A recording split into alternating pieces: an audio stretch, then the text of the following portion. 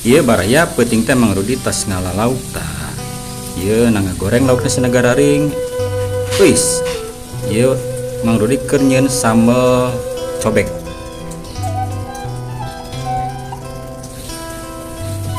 Diulek. Senan pengen karada halus tapi tong halus tinggi rada kasar. Terus diulek.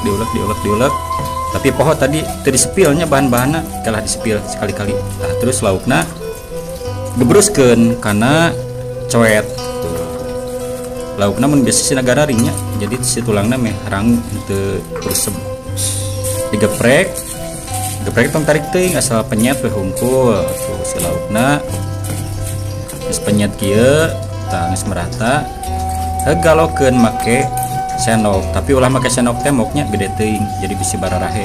Ku sendok biasa we, sendok siga kita. Diaduk-aduk sina